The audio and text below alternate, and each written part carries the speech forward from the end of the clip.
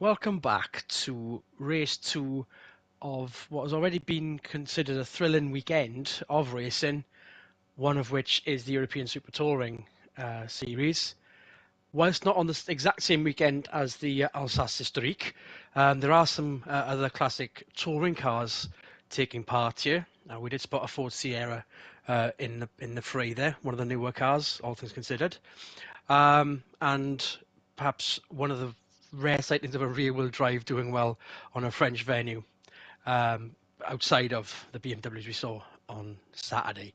It's a front row and a second row of front-wheel drive cars, but not necessarily in the right order. You've got a French second row and an Anglo-American German front row, with the Volkswagen Scirocco of Morris having finished 10th, getting pole for race 2. Percy and the privateer Ford Focus getting P2. Adrian Michael Reese here once again. Michael Swinnerton alongside me. We've been in awe of just some old cars going around here. But I think we need to kind of focus our attentions now on some modern racing at hand here. But what was your favourite of the weekend so far? Oh, like you wouldn't believe. I'm a sucker for a classic Alfa Romeo. And there's been a few classic, like 1960s Alfa Giulias that have been thrown around this track with, like, equal parts hatred and beauty. Just slam it, and it's just been a joy to watch them. I'm amazed they managed to hold together then if they've been thrown around in hatred. Yeah. Thankfully, they still managed to get to the end of those hour-long races. That sort of, well, one of them was actually in the night time. One of the key, something that makes this weekend unique compared to Goodwood. But obviously, this is the final race of the weekend then, as the sun is beginning to set as the lights go out. Tassi was 5th. He's the first of the rear-wheel drivers, and already, just like Kubica race 1, up to 3rd. BMW up to 6th already. That's Mara Heidfeld's BMW. Kubica. It looks like Kubica's fallen back, unless my eyes deceived me. No, he's still there. He is in the top 10 behind the other Hyundai. But what a spread we've got into the braking area. Kubica 9th there. Dalmas just to the side of him. There we go. Braking area for turn 3. Brace yourself. Everyone's looking a little bit more desperate on this first lap here. I think what's accentuating the rear-wheel drive starts versus the front-wheel drive starts at this track is the fact that start-finish straight is uphill. I think that's just hampering the fronties just that little bit.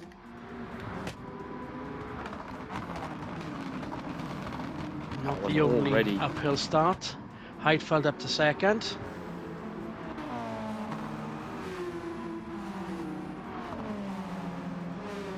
And it's still another 9-lapper. It's going to be 19 to 20 minutes of action.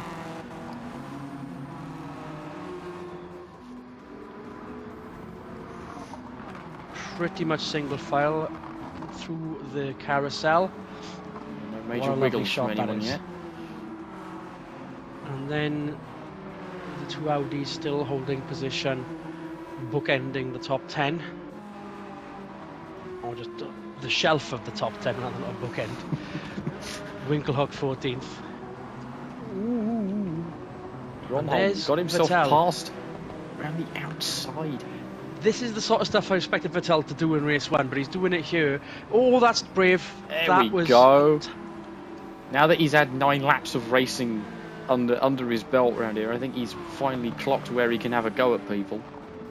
Well, Grandon's already got Sadai for the braking area, perhaps. It's an awkward apex. Ingram! Whoa, hello.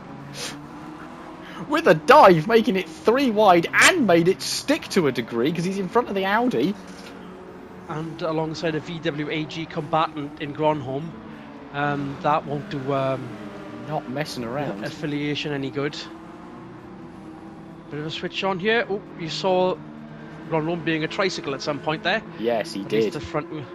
That might be the issue. They might have made the car too stiff, which is why it's struggling around here. Entirely possible. And there's going to be a lot of that through some of the tight stuff. Tassi and Bianchi having a battle. Tassi's fallen back a little bit. Barbosa is still 6th. Dalmas 10th.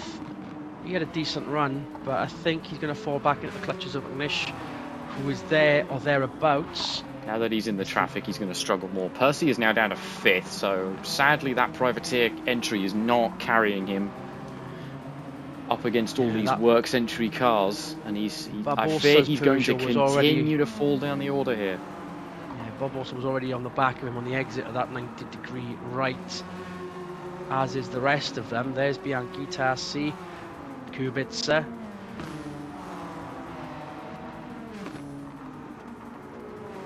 And it looks like Morris has got a Heidfeld right behind him.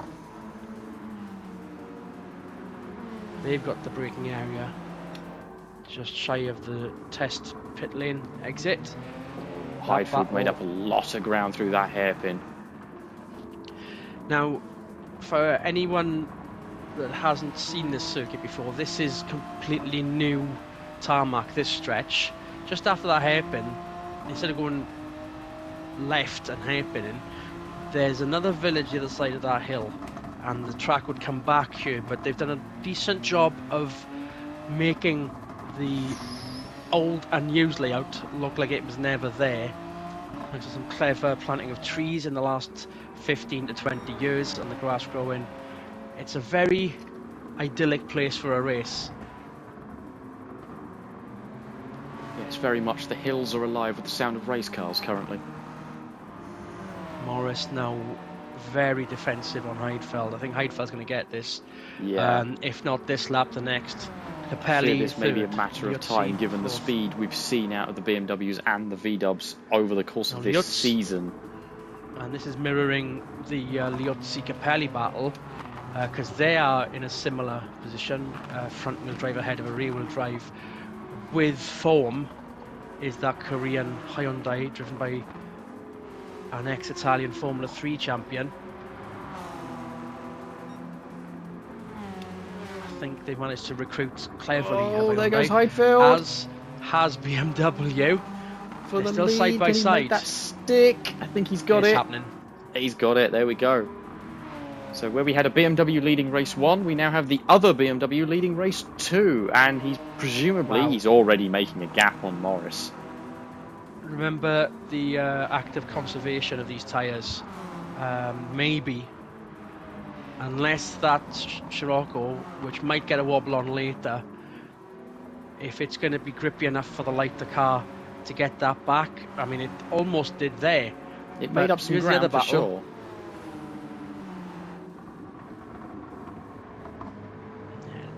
It's a nice flow, that section, but it's not one for an overtake, I don't think. There's not enough of a space with the racing line turning left into that hairpin right that would warrant a brave move. I mean, it would be foolhardy. Yeah.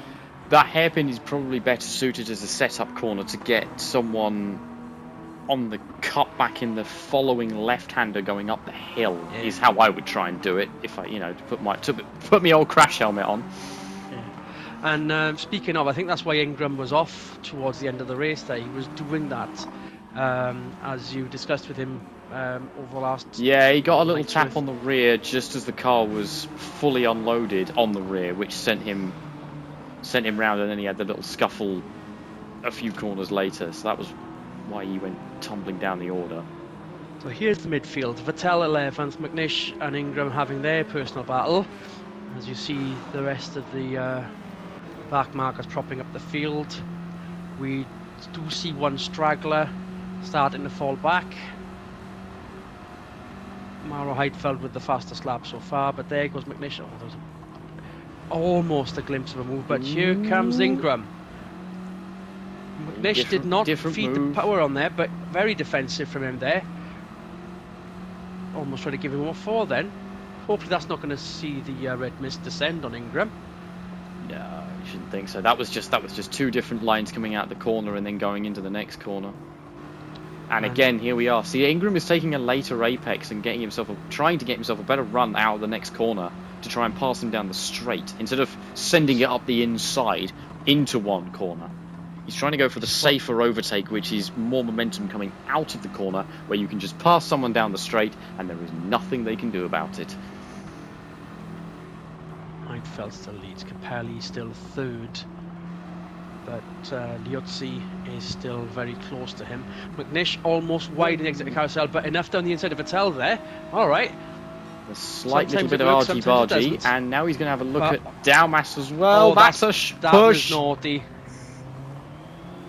We kind of highlighted how much of a move couldn't be on there, and how foolhardy that was at McNish to. Yeah, then McNish give just demonstrated that for Dalmas us. to make a And, call. oh, look And- at that. He's just let it all go again. Blocked And, Ingram, forced Ingram to go into the back of him because he had nowhere else to go. But he got a loss of momentum coming out of the half-baked move into the hairpin, and it's completely cost him for it. Vettel back up to 11th. Yeah, too much got power Wicklow too in early 15th. caused massive amounts of understeer in that car. Gronholm, as that's probably the worst position I've seen in all season in the Euros. Gronholm 15th. Yeah, Yes, a it's singular 1 championship point. Yes, it might be enough, but Audi have done better. Proof enough that they've won races this season. McNish 3, Gronholm 2. This is going to do them zero favours for both the drivers' title and the competitors, the constructors' championship. Considering they were leading, they have lost that lead, and this is gonna just help BMW just stretch that points lead out. Speaking of stretching that lead out, Heidfeld. Enough of a gap on Morris. Over half of the race completed. Liuzzi still can't get past Capelli. Percy still holding Pride in 5th position, but only by a thread. Tassi, the other Hyundai, is closing. Was close, but very defensive from Percy on that 90-degree right. Wobble on. Enough grip to still maintain the course. Just though. enough of a dab of oversteer to get the car to rotate through the corner, allowing him to get a good exit, thus keeping Tassi just at that arm's length. It looked like Percy was very slow on the carousel, was almost holding up Tassi there. So the move, if anything, should have happened now. Dive into the hairpin. It's going to be the other turn. It's going to be the left up the hill. But that turn itself has caught many a driver out, Swinney included. Oh, yes.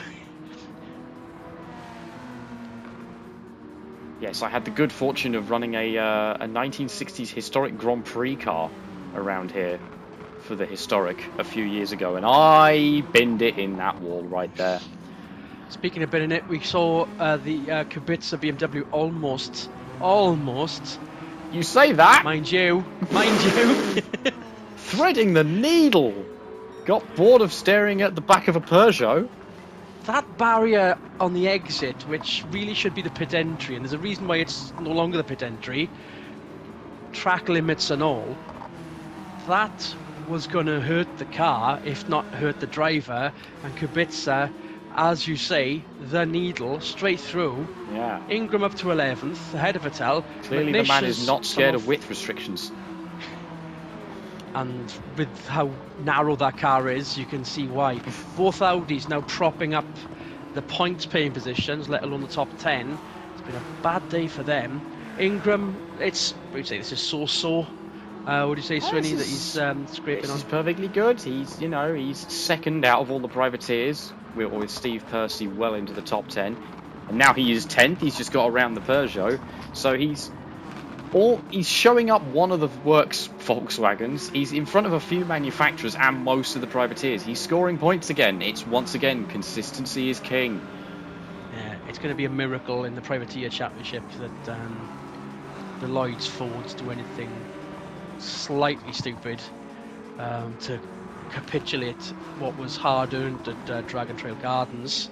Yes. Ingram with a very wide line through the carousel, but that's only going to be dividends at the exit here. He's right up the back of Bianchi and Barbosa, their own personal battle. Is the move on? No, I thought it was. Oh, there's that unloading. There's that lift-off oversteer I talked about. And an absolute train for the final part of the points, all the way back to the Gouvan Privateer RCZ, Heidfeld and Capel. Now then, Morris. Morris has lost correct me some if I'm wrong spots here at Morris some point. has. We might need to rewind. We might need to see a replay of that because Capelli and Liuzzi are now closing in on Heidfeld as well. Remember what I said about conservation? Yeah, Liuzzi's just done his personal best lap as well, so they're both pushing. Heidfeld still with the fastest. Capelli keeping France proud and anyone with a front-wheel drive car proud, holding off at least all but one of the BMWs. That still leads Liuzzi and the Hyundai there. Still looking menacing. Filling his rear view mirrors, but Capelli is just not being phased by his fellow Italian there. Former teammates these in Formula 3000, but sorry, Formula GP2. I'm still getting them mixed up. Yeah. It's been a while. Wide goes Morris. That's his personal best, but is it going to be enough to steal the fastest lap points from the early charging Heidfeld? We say early charging because now look at it. There is second and third and fourth in the same shot, but then, well, there was just no man's land between Morris there and Percy, who is still in the previous camera shot. Tassi and Kubica all over him. Percy with a bit of a wobble on, just off apex there onto the grass. Percy's going to need every single trick in the book to keep these two behind him. Did I just see a brief glimpse of Ingram trying to get a better advantage? He's into the top 10 still. I thought he was going to get Dalmas there, but here's that different opinion on racing line. Enough speed that should, if there he goes. Dalmas doesn't block him, sorry, Bianchi, there we go up to 9th before the feint left into the braking area for right. Into the back of the Peugeot. I'm not sure that was intentional. I think he just caught him out under braking. But that was a really good example of the torque that Volkswagen engine has and how it's able just to accelerate past things. There he goes. Wow. Barbosa playing it very defensive. But would there be a switch back here? Well, would that's it be going to be the intention through this last couple of corners. He'd have done it earlier. But yeah, he's not giving up yet. Yeah, not a chance through what I have affectionately been calling fake Rasmukas. That last corner really reminds me of that final bit at Monaco, just a bit wider. Oh, and he's let Bianchi back through. The Renault power on the exit of the final turn. Speaking of power or lack thereof, we have now got a complete straggler back in last place. Half a lap behind. Not even, almost half a lap behind. The two Audis just what seem to be pootling along now. Questions do need to be asked, but they will at least be scoring points. Granted, it's 3 points between the two of them, but I think they'll have the measure of Gavan behind them. And it's just clocked that even though it's a straggler, I assumed it was going to be Radicic. It's very likely it's the world's favourite YouTuber, Ordonez. Capelli still ahead of Liuzzi. With a slide lap and a half of goodness to go. And they've just left Morris on his own. Morris is starting to be swamped by. There we go. Morris is being caught by Percy. I don't know if they've got enough laps to do anything about this. Also, Kubica has passed Tassi at some point. So Kubica has decided he's not going to wait. He's going to pass the Hyundai and then have a go at the Ford himself. Though it might be smarter just to work with them, do a little bump drafting, and get up to that Volkswagen. So unless I got my points completely wrong, like I did at Barcelona, Kubica is a win and a half clear of second place, and Gronholm and McNish second and third. That means the BMW team overall are ahead in the manufacturer championship as well from Audi. I think that was performances before the Audi runaway, as Morris gets a bit of a wake-up call from Percy, but so does Kubica. He was going to make 2 places then. He almost got Morris, 2 for the price of 1 there, yeah. Lap to go, enough of a gap to the podium places then. It's definitely on for Heidfeld, Capelli, or Liuzzi. As you can see, them very close together. But this is a very, very promising battle and a very good end to the historic touring car meeting here at Alsace Village. don't think Kubica's going to settle for fifth here. He's looking... Now that he's gotten around Percy, they've already made a gap back to the Ford, so he doesn't have to worry about defending. Whilst you're looking at that, I'm looking at the timing board here, because those three up front are very close. Yeah, there they are, side by side. Kubica's really not wasting any time here. That's it, cleared him. For the 90, Up to already fourth. ahead. From 10th to 4th. That's a good race too. Scirocco. Will it wobble on as we head into one of the sharper left-hand turns? Here's the faint right. Bit of a downhill slope before we see the lake, or before they see the lake. Bit of contact Percy there between being Tassi very and defensive with Percy. Tassi. Carousel, they are very spread out. Now, whilst that's happening, Ingram, well, I thought Capelli and Lutzi were even closer to Heidfeld. But what's going to happen as they head down the hill into the final section? What a day for Germany in France. Let's not read too much into context there, as French pride restored in Renault being second place. Very good day for Hyundai as well, and Heidfeld, fastest lap, not necessarily lights the flag from pole, he had to work for it to get into the lead, as did these two, Capelli and Lutzi. Podium for them. Kubica about to cross the line on his lonesome. Morris still by himself as well. Percy, very good position. Tassi doing well for Hyundai. Peugeot went a bit stale in this race. They were decent enough in race one, but speaking of stale, points position enough, more than, well, not enough, I suppose, for Audi. Nielsen 19th. Ordonez, oh, well, it's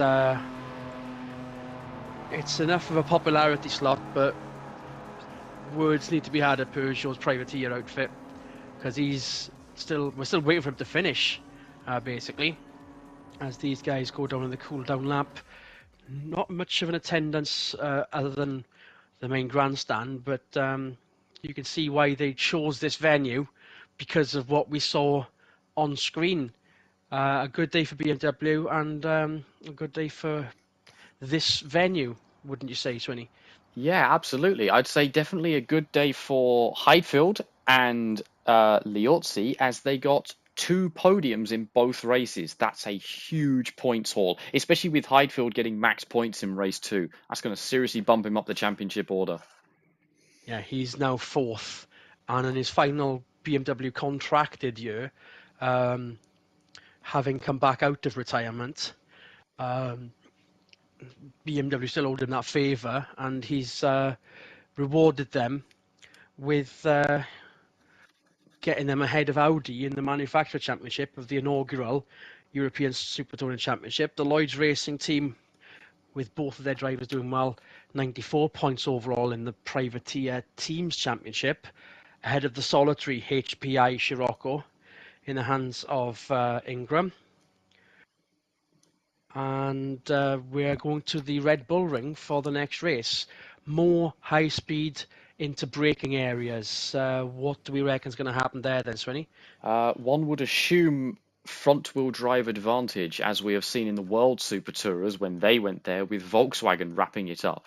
So I think the pressure is going to be on for Stefan Nielsen and Sean Morris to repeat that performance with their Siroccos. We already know the Sirocco is very, very good in a straight line, considering its aerodynamic shape, and that Volkswagen engine having a lot of torque in it. So that's where I would put my money, and expect them to do well, at least, or hope. So with that in mind, all the VWAG support and Scirocco doing well, we expect Audi to be at the front once again. Yes, that too. Yeah, they should also have a good day, in theory. In theory. As the sun sets on a historic day, quite literally and figuratively, for the historic revival venue at Alsace. What a drone shot that is to end on. Adrian Michael Rees here on behalf of Michael Swinnerton. Au revoir. Good racing, everyone.